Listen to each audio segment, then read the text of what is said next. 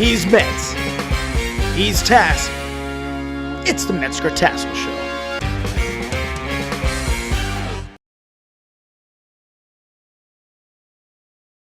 Can you hear me, sir? I can hear you, yeah. So, Are we good? I have no idea. Hold on, we're checking right now. Let's just check. Yeah, it ran. It's funny, on the live stream, did it just cut off mid? Did it work? It worked. All right. Okay. Perry gets very nervous when we're live. Are you sharing to the 7,000 groups that we broadcast to? Welcome, everybody, all 7,000 of you. It's more than that. It's 7,000 groups. Oh, groups. Okay, that makes sense. Yeah. Yeah, so we probably, with you on it, we'll probably have about 150,000 on here. Yeah, okay. Yeah, that's what I'm thinking. Yeah. But anyway, Mr. Arcemont. Yes, sir. Miss Ross can hear us. Good. Very good. Hey, it's great to have you on. And Mr. Shane Tassoul is at an appointment today. So you're going to share your story and hopefully inspire and motivate some people. But before we do that, as people are logging in and stuff, I know it's surprising, but not everyone knows who I am or who you are. So why don't you tell us just really quickly, how long have you been in martial arts? When did you open your school? What's your history here? Yeah, so welcome on, everybody. My name is Josh Arcemont. I have been doing martial arts my entire life. I started almost my entire life. I started when I was 7 years old, I believe. The Karate Kid generation, the group of kids that came in after watching the Karate Kid and all the ninja movies. So I started with karate as a kid and really just did that for fun, when I was little. And as I got a little bit older, we moved around and got into Taekwondo, got into the competition side of competing in Taekwondo and going to tournaments, and then graduated high school and decided that this was the thing I wanted to do. This was going to be my calling in life, and I wanted to dedicate my life to teaching martial arts and just living the lifestyle. So in 1996, decided to do this for a living, and just so happened my mom and my instructor, they got married, and so we kind of then had a family business. And from 18 to 32 years old, I worked beside my mom and my stepdad, Master John Cantu, when we built up a school. During that time period, I don't know how deep you want me to go into it, but during that time period, we joined MAIA. This would be like the late 2000s, 2007, 2008. We joined MAIA, and back then it was a little different than it is now. Maybe we'll get into that a little bit, but it was very helpful. Even back then, we our numbers went up, and students went up, and I just saw the benefits, and like, wow, how important it is to have a map on how to achieve success, from other people who have done it. And then, long story short, in 2010, I decided to open up my own location, Hero Martial Arts Academy. And at that point, I kind of decided I was going to take everything that I had learned and just apply it and kind of try it and do things my way. You know what I mean? Like, I wanted to have that creative freedom to just try things. And I did. And we got to a certain plateau for years, 6-7 years, where we just couldn't break. We couldn't get over a certain student count. We were sitting at about, which is good. It was a good number, but we were sitting at about 250. I mean, we would go up and we would go down, but we really could never break that 300 mark or consistently be like over 250. And man, COVID hit, and we held on, we made it through. But through all that, watching these shows, actually, your show with Shane, and I would watch them religiously, just because at that time you're trying to get any insight you can, and you just feel real like connected to a community, and you wanted to see, well, what's everyone else doing? I'm doing the Zoom and all this. And through that process, kind of dipped my toe back into the water with MAIA. And I said, well, let me kind of remind myself what I forgot or what's different now. Let me go back and kind of see, and started to implement all the things, right? All the little things that I've been hearing about. And boom, I mean, within a year and a half, I mean, things just took off. And the cool thing is, like, I didn't change. Our culture didn't change. Our curriculum didn't change. We basically just took everything, reorganized it, applied the systems, and really had someone holding me accountable. And through that process, we went from 250 to 375 students. We went from one location to two locations.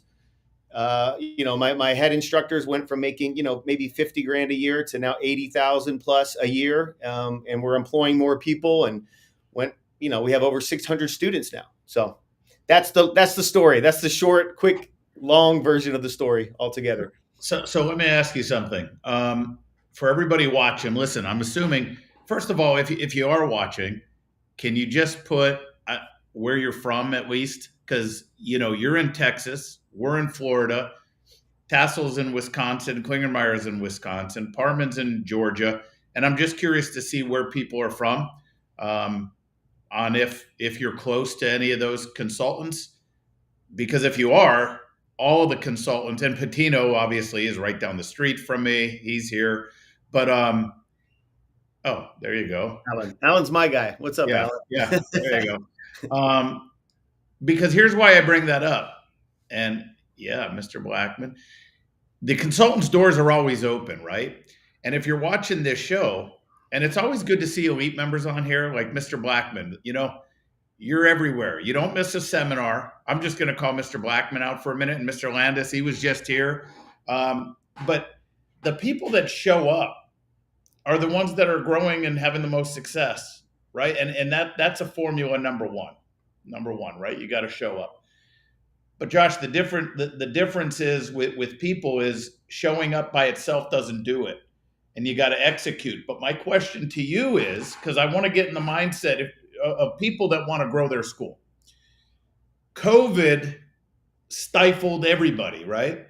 And COVID might have been the turning point where you said, I want to dip my foot back into MAIA or just see what I forgot. Whether any consultant, any help, whatever that was, it motivated you to start thinking, okay, I want to do it. But prior to COVID, where a lot of people are at, what do you think stopped you from coming back into MAIA a year or 2 years before COVID? Good question, man. Well, I think it was a combination of things. So the first thing was, like I said before, I kind of had this idea in my head, like I would just want to do things my way. I wanted the creative freedom to be able to express myself in business however I want and tinker with things and try things and see what worked. And I got to a point where I saw exactly what worked. I had been doing it for years, 10 years to that point. And we had a track record of keeping statistics and looking at the numbers and seeing that over the past 5 to 6 years, nothing really changed. Although I was working hard, I was grinding, I was trying this, I was trying that, I was trying summer camps after school. I'm trying everything, morning classes, MMA classes, kickboxing classes, but nothing was really moving the needle. And I started to kind of blame it on, well, maybe it's where I'm located. Maybe it's, I don't know, maybe it's my team, maybe whatever. And then I looked in the mirror, I was like, I think it's me. It's gotta be me. Because if someone else can do it, why can't I do it? Am I just not smart enough? Am I not, I know I have the hustle. So it was a part of that. Part of that was I didn't want the help. I wanted the pride of being able to do it all by myself. And when I swallowed my pride and the mind shift happened, that's when it stopped being all about me. In the beginning, when I was a martial artist, it was all about me. I wanted to learn how to fight. I wanted to learn how, self-discipline, self-respect, self-confidence, me. And then I made the shift at 18 to becoming an instructor. And it was no longer about me. It was about my students. I want my students to be the best. I want to take them to tournaments. I want them to win. I want them to feel the same thing I felt. I want it to change them like it changed me. And then I got into business for myself, and it was still about my students. But a shift happened. And the shift happened when I stopped thinking only about my students and I made my primary focus on my team. And so I started to say, okay, I got to do what's best for my team. If I'm not growing the school, they won't have a future. And if they don't have a future, I'm not going to keep them around. If we don't keep them around, this whole thing, I'm just going to repeat the cycle year after year after year after year. I'm going to lose people, try to get people. I'm doing all the work. I'm on the treadmill. I'm running fast. I'm running hard. I'm grinding, but nothing's happening. So I said, I got to do what's best for my team. So that means me as a leader, I have to look elsewhere and grow. And if I don't grow, they don't grow. And so that's the shift, really, is when it became more. I was like, okay, I got to do this for my team. What can I do to improve? I got to help them make more money and give them more opportunity. Because quite frankly, I was comfortable. In a sense, I was comfortable. I mean, 250 students making roughly $40,000 a month, I was pretty comfortable. I was able to make money and save money, and my life was okay. It was good, but I wanted that for my team. Well, the one thing you did that I think a lot of people, I just had this discussion. I was at a dinner last night and I was talking with some people, and I said the biggest problem people have is they don't own it. Nobody owns shit anymore in this culture. Like, they don't own it. And you owned it, right? Because we will justify by nature, we will justify and blame everything. So by the way, I want to say this. You were grinding. You're a high-level martial artist. You were Junior Olympics. You were Taekwondo high level. You were a black belt in Brazilian Jiu-Jitsu. You train all the time. And then you start wondering, like, why isn't my school reflecting the fact that we're really good at what we do? And then you'll see people that maybe aren't as skilled and talented or as accomplished that are doing really well in the business, right? The thing is you could have both, right? But when one is down, you got to own it. If your skill is down, it's you. If your business is down, it's you. But we have everybody watching this right now, right? You have said at some point, and some of you right now, well, it's the economy, right? It's my location. It's my town. The people are different here. You got to stop that stuff, because look, you cannot argue with me, on this statement. You're not going to change the economy, and you're not going to change the town unless you want to move your school. So the only thing you can change is you and how you run that business. But people don't want to stop and be honest with themselves, because then you feel like, I don't need anybody telling me how to run my business. You know what I mean? It's this ego thing. We all have a certain level of ego. It just depends how much ego do you have to where you can own it and say, look, I must be doing something wrong. I can use some help. So people want to grow, but in the martial arts especially, we're masters. We're the king of the kingdom or the queen of the kingdom. Like, people are bowing to us. The people respect us. We are the teacher. And then you're going to have some guy in Texas tell me how to run my school. That's the mentality. And the answer is, if you want to grow, you are. Right.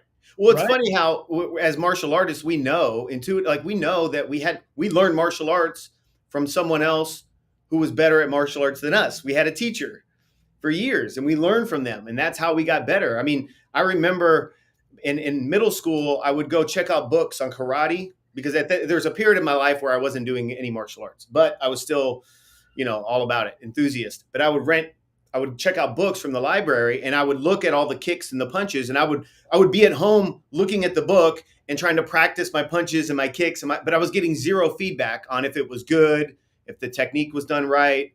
And you can only get so far reading a book and trying to apply it. But the moment I signed up for martial arts classes, got feedback, I'm in there sparring with other people, I'm around a group of people who are better than me, and I'm seeing what's possible. And now I have like, I've got a plan, and someone else knows exactly what I need to do. They know how to train me. But we know that. But at a certain point, we all pull away. Well, not all of us, but a lot of us will pull away and say, all right, well, I've learned enough now, and it's time for me to open my own business, and never even take a business class, or never even understand what's the best. We just do what we see other people do, or we copy this from that person and this from that person, and then tweak this because I don't like it. I just want to do it my way.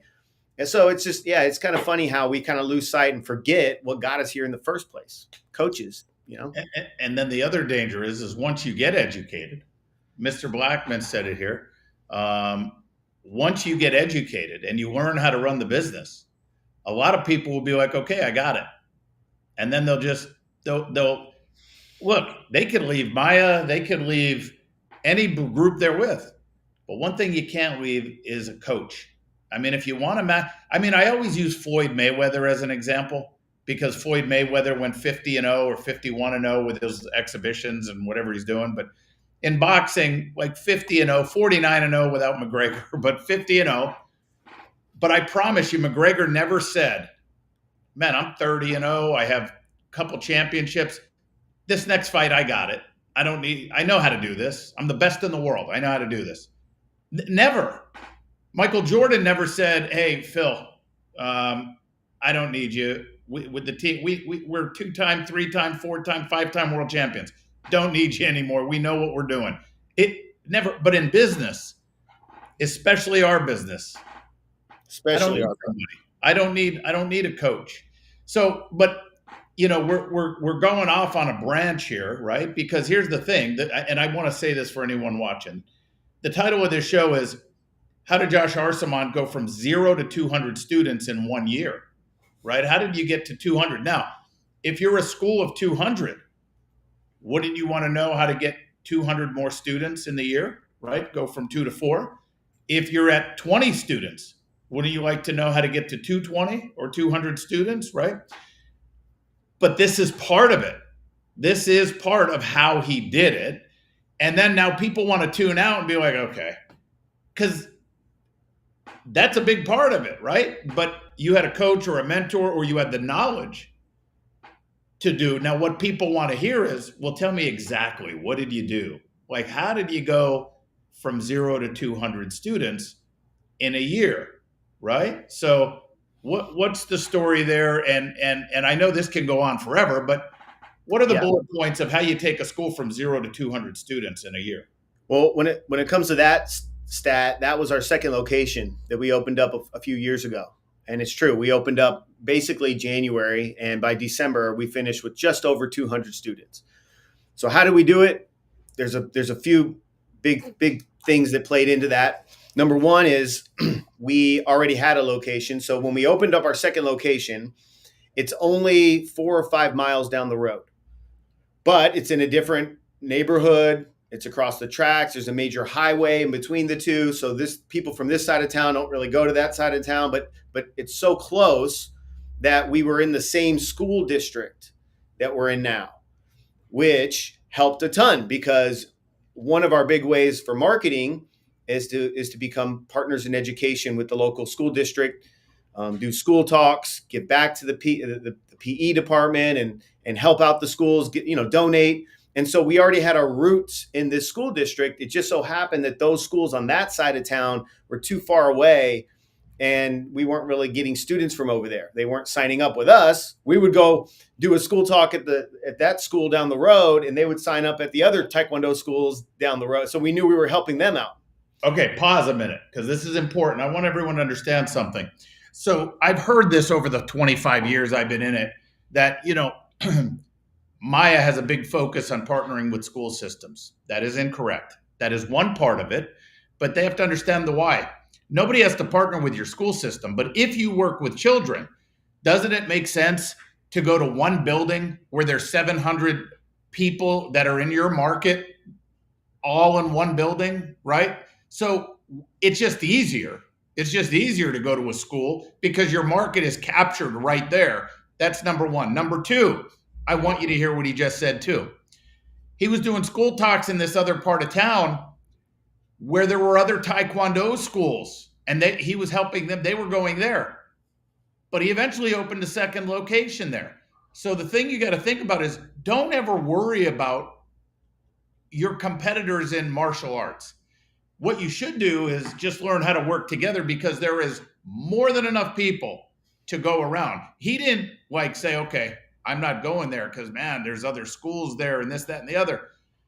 The location is very important. And the marketing piece, that was a big piece, I'm assuming, is you would go into the schools, you're giving back by donating money and doing mass enrollments. And that's a big pop for the school. That was a huge part of it. Yeah, that was a huge part of it. I mean, I would say 60% or more was directly from working with the schools, doing school talks and getting students excited about coming to our place. And then just all the different marketing ideas, open houses that we did, business to business marketing. We did paid advertisement on Facebook and Google and direct mail and different community events. Everything we could do, we pulled all the levers, pushed all the buttons, and just worked our butt off to get as many students as possible. And it just turned out we got to 200, but that's how we did it. And I think location is very important. Like in my opinion, well, so our main school is 5,500 square feet. We own the building, but we pay ourselves rent, and rent there is $7,000 a month. So cheap for 5,500 square feet. At our second location, we don't own the building. It's in a strip center, nestled next to a grocery store, but also right next door, like literally walking distance to an elementary school. And we pay over $9,000 a month for that location, and it's only 2,600 square feet. Oh, stop. That's important. Important. So listen, everybody. So I always get this call. People will say, hey, how many square feet? 2,600? 2,600. So people will call and say, hey, there's a spot right in a grocery store on the corner in a grocery store center, 2,600 square feet, but it's $9,000 a month. Or a block down, 2,600 square feet. It's only a block down the street. I can get one for $5,000 a month in rent. I'm going to do the 5,000 because it's only a block. And I say, no, don't do it. Here's why. Now, Josh, I don't know if you were at an event. I don't know if you were back in Elite. But if anyone is, by the way, just put in here, has anyone ever been to St. Augustine? Anybody? St. Augustine? There's a little delay. So put a yes or a no if you've ever been to St. Augustine. But anyway, at a seminar, I had slides. And I remember I was with my family. I was in St. Augustine.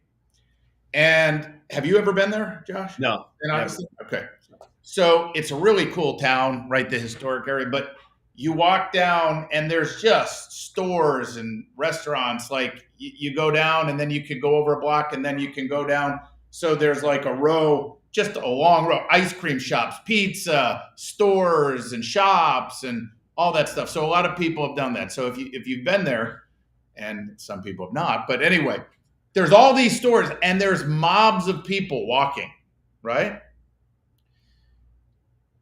I got to the intersection where it's like cobblestone and then you cross over the little street where cars can drive and stuff, and then you cross over and you're still walking and there's just shops and stores.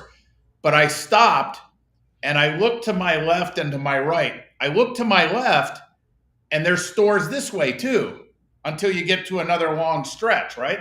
But if you picture two roads here and then there's a road here to connect and they're cobblestone. It's like walking. It's not really highway roads, right? And I looked at all the stores going this way. I took a picture in front of me, and I showed this at an event. I took a picture behind me, and then I took a picture this way, and I took a picture this way. Thousands of people, 8 people, right? And I took that picture to show people, we're talking 100 feet. I'm not talking a block. If you wanted a store on the side road 100 feet from this, your rent is a lot cheaper. Right. But there was no business there. So then when I look at it and I say, well, how much more is it for that rent? Well, it's $4,000. So we calculate student value. So let's just pretend, I'm not saying you charge, for everybody watching, $200 a month, but let's say your average customer is worth $200 a month to you. Between people putting down payments down, paying for gear or equipment, or just take your gross revenue divided by how many students you have. But let's say it's $200 a month. So if the rent in this spot with all the traffic is $4,000 more, I'll take 4,000 divided by 200. And then I got to ask myself, well, man, if I'm in this center with the grocery store and the elementary school walking distance, can I have 20 more students than if I was a block down? And the answer is 100%. You'd have 20 more students, and that pays for itself. Question is can you have 100 more students than being a block down? And these businesses, by the way, there was a for lease sign. It's dead. So people don't think this way. We only think in expense. And you know what else we do? We think of an expense when a consulting company or MAIA comes around and says, hey, we can really help you. Well, how much is it? Just like a student. Well, how much is it? Well, it's $150 a month. Okay, it's too much. But it's not too much if it changes your whole life. Right. It's the same exact. There's a parallel. Well, funny. I was laughing while you said that, or smiling, because I asked you that question before deciding to move to that location, and you gave me the same answer. Basically, you should do it, more or less. But I wouldn't have done it had I not had you as a resource to kind of bounce that idea off of. But you've had so much success, and you've been around the industry and helped so many people. I had like confidence knowing that was the right answer, and I didn't have to second guess myself. So we would be in a much different position now, more than likely, had I not made that decision. And it's an investment. That's the way to look at it. Whether it's MAIA, whether it's having a great location, you're making an investment. Just like if you bought an investment property or invested in the stock market. It's just that, and some of those, you're hoping things get better. Well, when it comes to stuff like this, it will get better. You got to put in the work. But if you put in the work and you have a good work ethic, it'll get done. So anyway, it's an investment, and that was a huge part. So yeah, it's for us, $9,000 seems like a lot. I mean, but that's how we got to 200 students, and that's how I don't think we had 1 month where we didn't make a profit. Yeah, and by the way, there's a lot of schools watching right now that don't have 200 students after being in business for 10 years.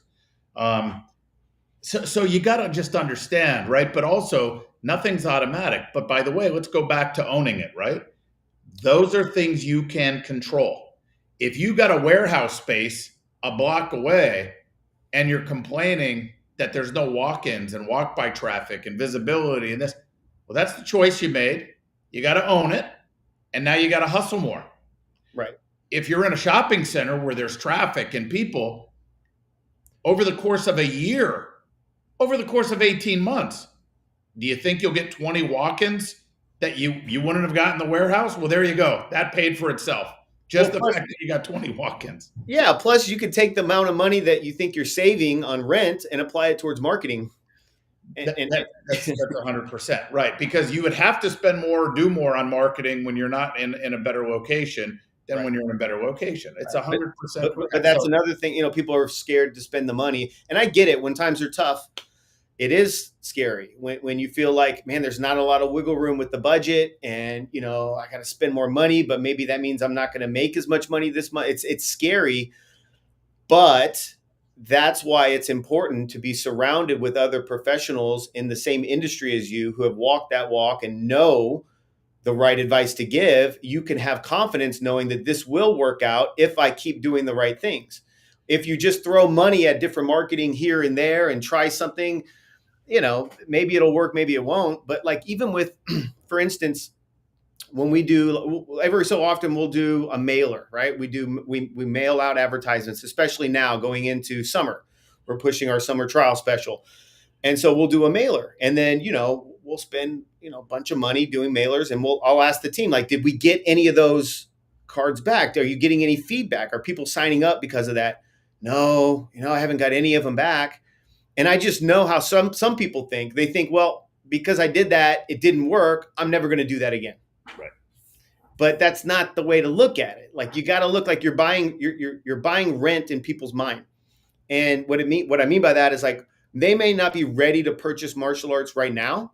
They may not be in the market. They may not be thinking about it, but we want to stay on top of people's minds. So when they think about martial arts now or in the future, or they're having a conversation with their buddies at church or on the golf course or whatever, and martial arts comes up as a topic, we're the first ones they think about, because they've seen us in the mail. They've seen us on Facebook. They saw us at the grocery store. They saw us here and there. They got a buddy pass. A friend brought a buddy pass and invited their friend to one of our buddy classes.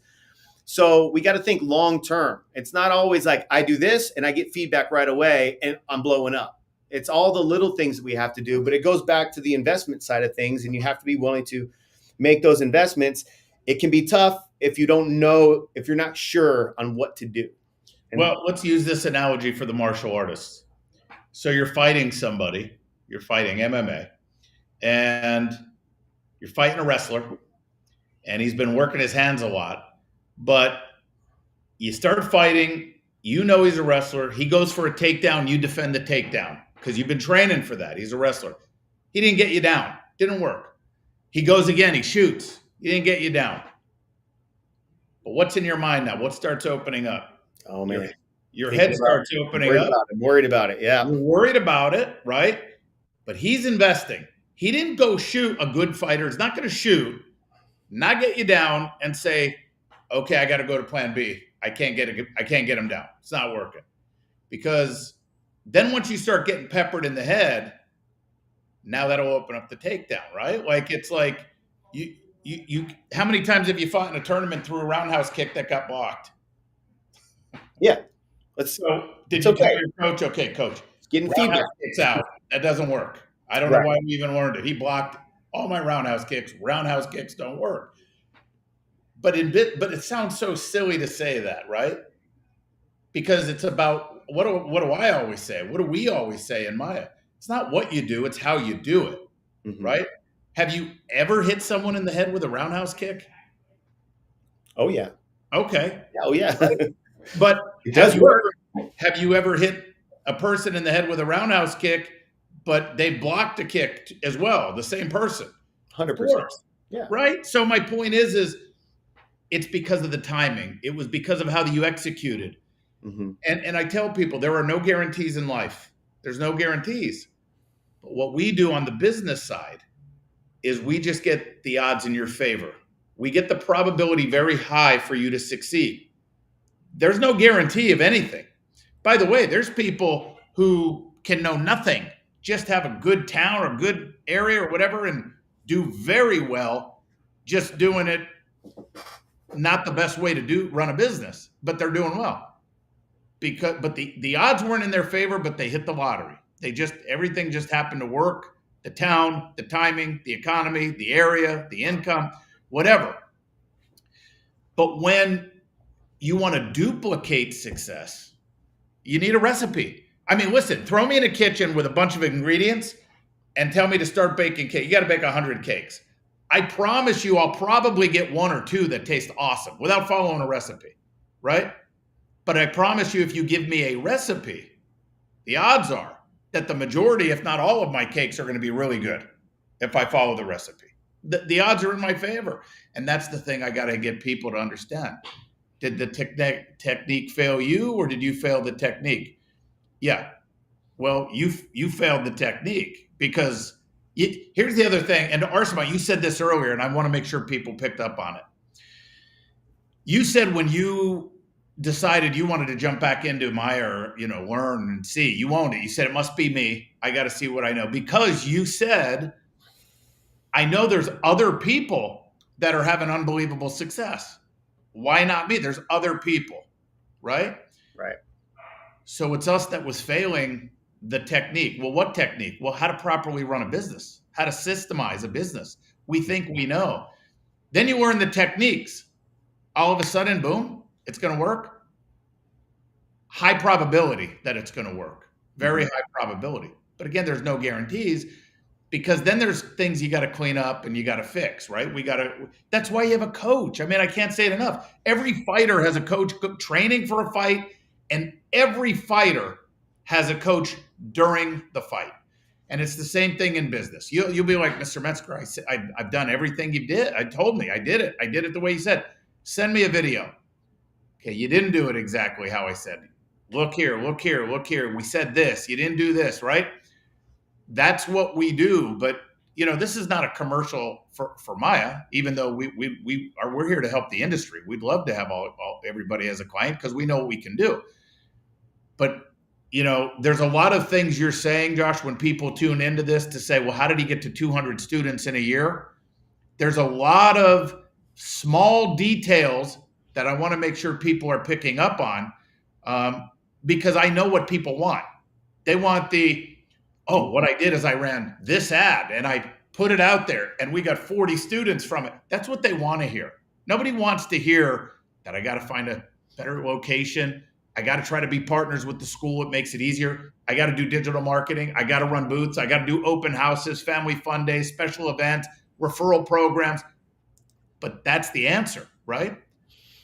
That's it. That's it. And as you're talking to, I'm just thinking about, you mentioned like being honest with yourself. I think that's a big part of it. We preach honesty, it's part of like the tenets of Taekwondo, honesty. But like, we got to be honest with ourselves. People will say, man, I tried my best. I did everything I could. But is that true? Is that really true? Did you do everything you could? Because if you did everything you possibly could, that would also include finding a mentor to help. That would also include doing all the different types of marketing you just listed off. That would also include doing some self-reflection and go, well, maybe it's me. Maybe it's my communication style. Maybe I have some beliefs that are holding me back. Maybe I believe something isn't possible, or I'm looking at money a certain way, or I look at martial arts a certain way and believe it should be taught this way, or it shouldn't be sold that way, or whatever this belief is. And that belief is more than likely holding me back. But you have to be honest with yourself. And then you have to go back and say, well, what is my goal? What's my purpose? What's the end result? What am I trying to achieve here? Is it money? Is it time? Is it service? Am I trying to like just, have a lifestyle? Is it certain opportunities? What am I trying to achieve? How will I know when I'm done? And we got to get really clear and focused on what we're trying to do and what the goal is. And then when you get super clear on what the goal is, and that, because honestly, Metz, that's a lot of people, when you ask that question, they don't have an answer. It's just kind of vague. Well, I want to grow, or I'd like to have more students, or eventually I'd like to be able to, maybe have some staff. I don't know, maybe having a second school would be okay. I used to say that to my staff all the time. Like, maybe we'll grow one day and we'll have a second location. We'll see how it goes. It kind of depends on you guys. Okay, we'll see how it goes. But that's not inspiring. There's no vision with that. It's not like, no one wants a leader that says, hey, follow me, guys. Let's see what happens. I'll take you somewhere maybe cool. I don't know. Let's see how it goes. It depends on you. I mean, that's not inspiring. So like a lot of this, I'm kind of rambling about a lot of things, but it's all interconnected. Belief, honesty, knowing where you want to go, all of those things are connected. And when times get tough and you're not sure what to do, that's your compass. That's your true north. Where am I headed? What are my beliefs? What do I believe in? And am I honest with myself? And maybe you'll answer that question and say, well, maybe, you know what? There's a way I'm thinking about something that needs to be changed. Let me alter that a little bit. Let me get around other people who are successful and see how they think and see what they talk about. And just kind of maybe, and that's the other part to this. MAIA may not be right for everybody. I don't know. Maybe but you got to get around and you got to try it. You got to get around the people. And that, I'll tell you, that's what sold me on coming back and being a part of MAIA, because I wanted to be around good people that I felt had the same mission as me, thought the same way, and kind of represented the same culture that I had in my heart. And so when I got back with MAIA, it was the people. It's all the people commenting on here, all the guys that, when I go to the conventions and I meet everyone and I talk to them, man, it's just a group of great people. And everybody's at a different stage of development. Some people are starting off 50 students, others have multiple schools and hundreds and thousands of students, but everybody's there to help. So when you get around a group like that, you start to think like them. And I think that's what's important. And sometimes we stay on an island, or we only communicate with people who are in our position. And a lot of times that ends up, we just complain about the same things.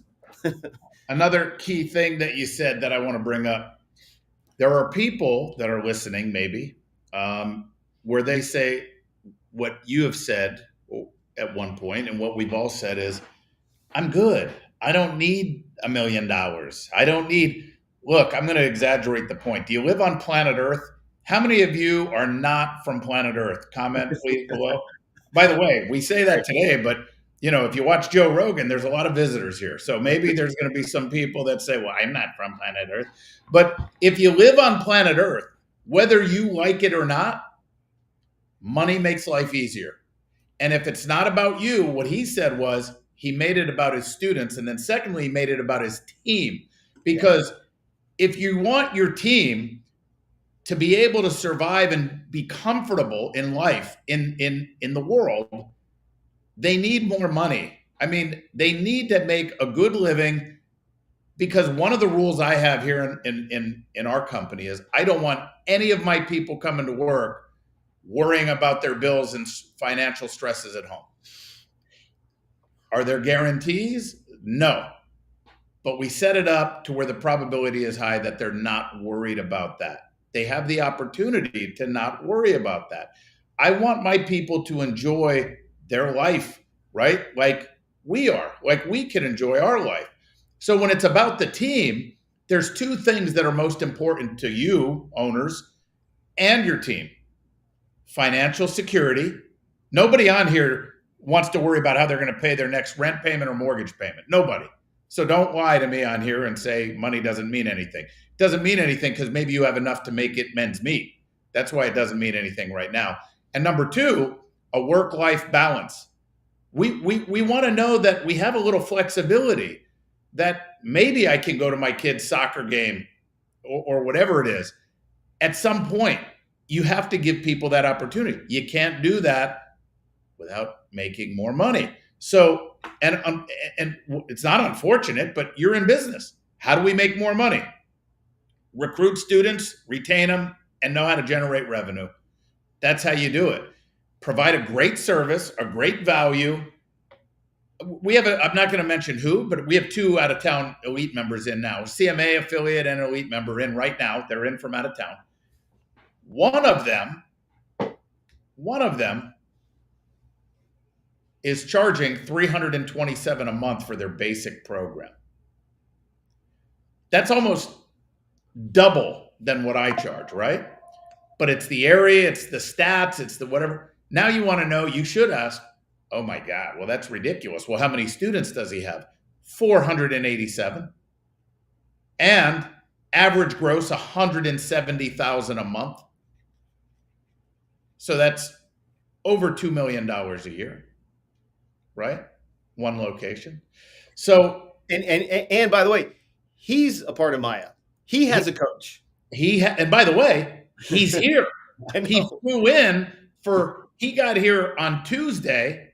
He doesn't leave till tomorrow at 5:00. I think I know who you're talking about, but yeah, I mean, yeah. These are the people, though. There is a reason why it's these kind of people that are successful. And the last thing I'm going to say, look, if you're listening to this and you're part of MAIA or you're not part of MAIA, I'm going to be brutally honest too.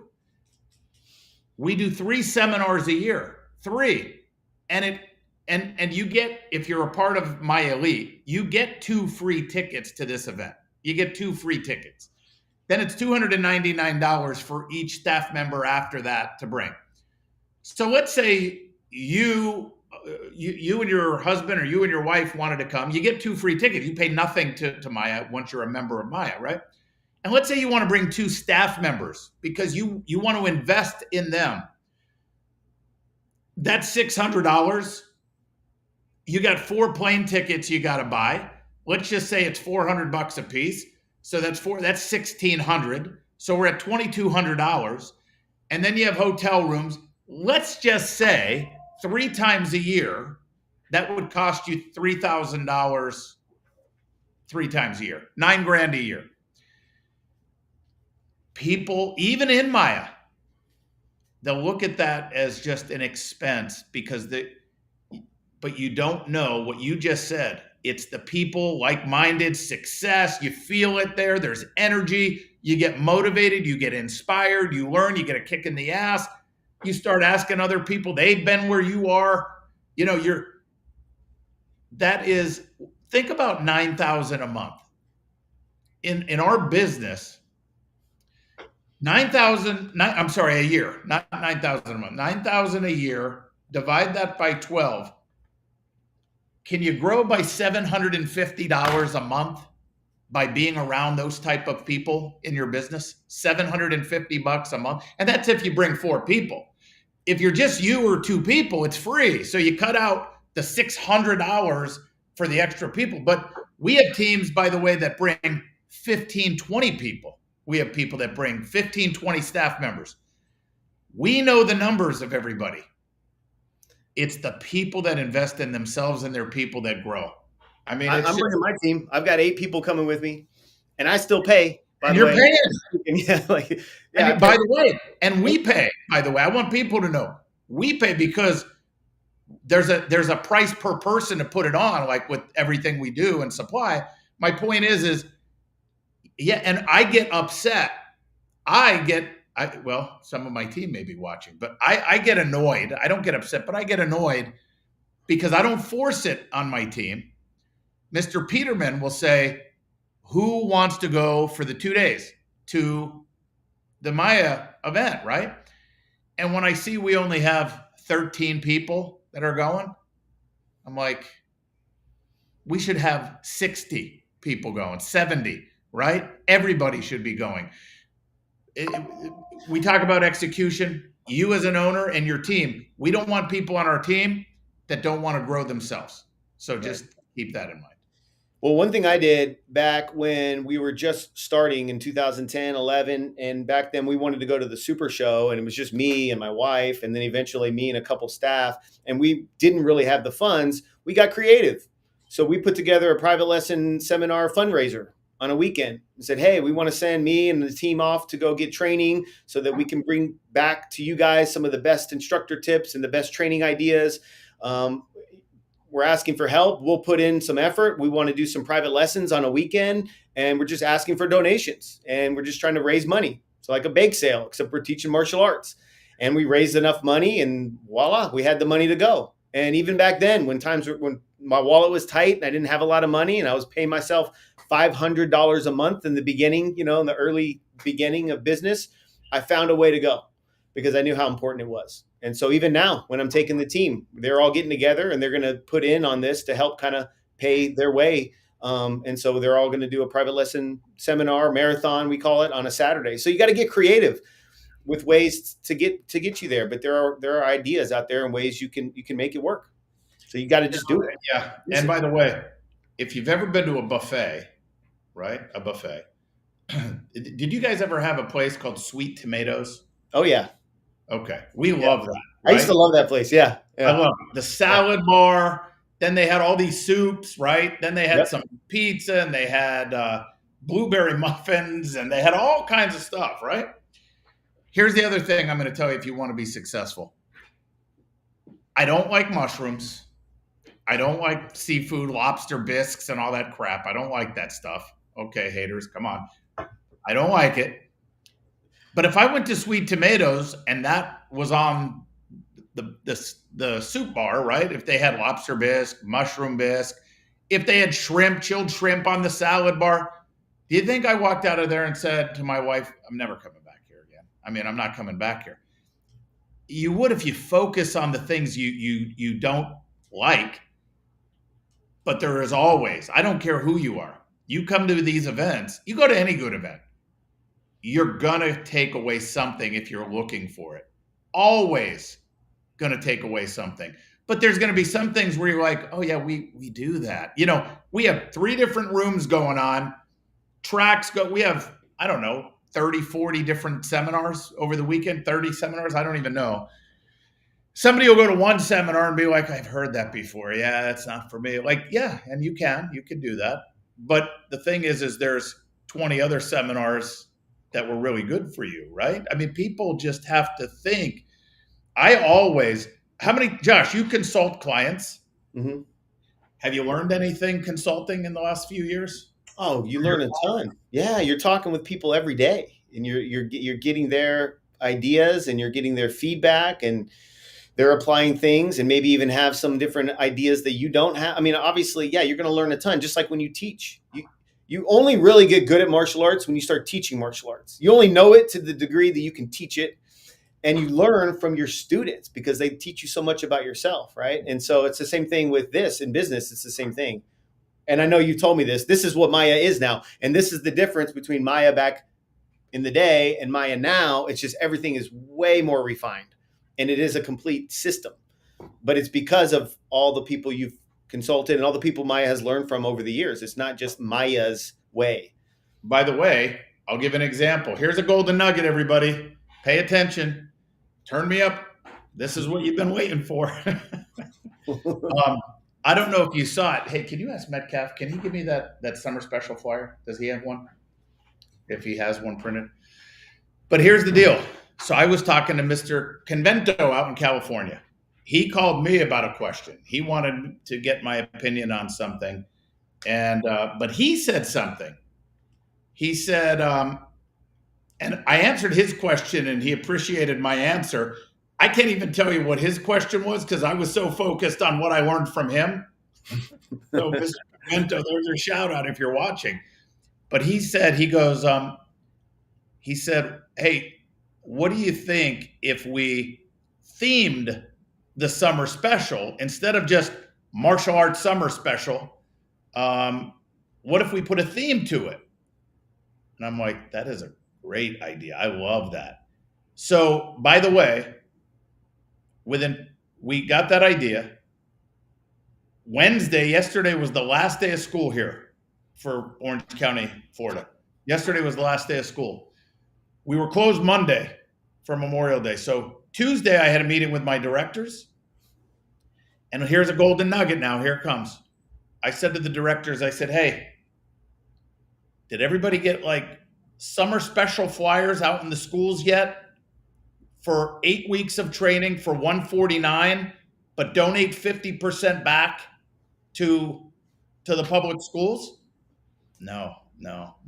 I said, why? Right? I said, guys, we got to go back to simple here. I said, here's the deal. We're going to theme the summer special. Now in Orange County, I don't know how it is for people that'll be out of school in June or coming up, but in Orange County, Florida, my daughter included, I have 2 daughters, right? No one goes to school. They like shut off a week before the end of school. They turn in their laptops. They say no backpacks. It's a joke. To me, it's a joke, right? At least do presentations. Do something where these kids are learning till the end, right? But it's a joke. Nobody goes to school. So then we said, here's what we're going to do. We're going to reward all the kids. We got to get flyers printed. I said to the directors, call all the managers. They need to call the schools, get confirmation that we're going to get flyers, permission to get the flyers out.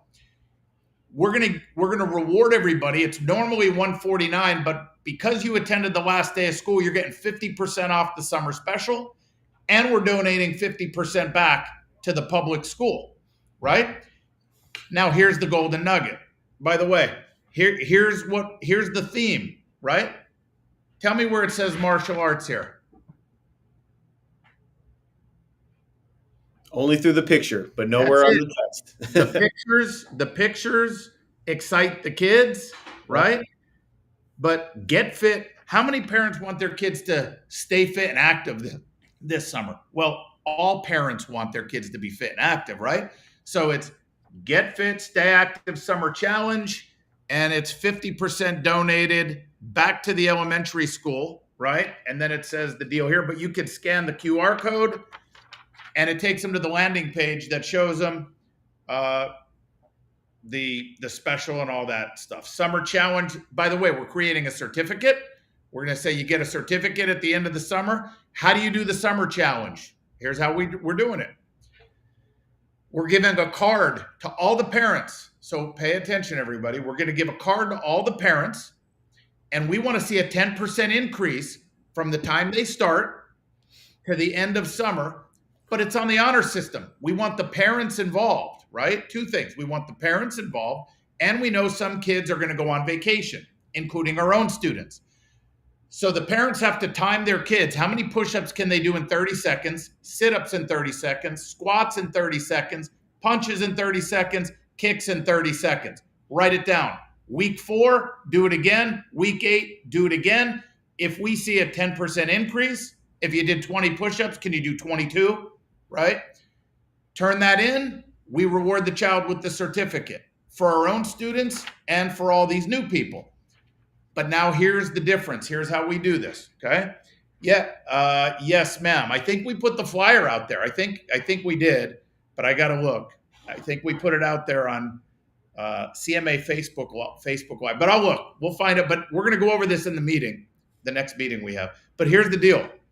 So how do you think I told my guys to call the schools when everybody's busy. The last day of school is tomorrow, and we got to get counts. And I said to my guy, by the way, you should hear this from the horse's mouth. But I told the directors, this is a grind. I said, you got to get it done. I said, so you guys waited till the last day. We got to get it done.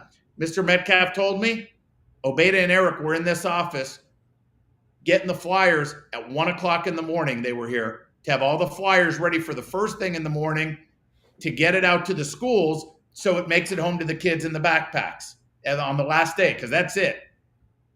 Now, the question is how do you present this? Do you think we called the schools? And I told my daughter, this is very important on how we present this. You didn't call the schools and say, hey, guys, we want to get this one last flyer out for all the kids this summer. No. I said, go meet. First of all, go in person. That's number one. If you have a relationship and a good rapport, you can pick up the phone, but go in person. Say, hey, just want to thank you for all you've done. We would like to do one last fundraiser for your school before you end the school year. Would you be interested in one last fundraiser where we can raise some money for your PTA or your principal discretionary fund? Here's what we'd like to do. We know not everyone's coming to school. We want to reward all the kids that come the last day of school. We're doing a summer special to get fit and stay active, keep kids learning, staying fit, exercising over the summer. It's normally $149. Any child that comes the last day of school, they're going to get 50% off, and we're going to donate 50% back to you guys to raise money for the thing. Can we get permission to get these out to the kids? Right? That's what we did. We got a last ditch effort. A few thousand flyers just went out yesterday to all the kids. Fantastic. There it is. And by the way, instead of martial arts summer special, we didn't do that. Right. We did a get fit and stay active summer challenge. Well, look at that. And it's like, what do you think? There's a percentage of people who would say, I missed the boat. It's too late. School's out tomorrow. We'll try again next year. But that goes back to like that mentality, right? And just being surrounded with people who are taking action. There's probably people listening right now who will take action because of what you just said. And let me just answer that. Let's say school's out. You missed it.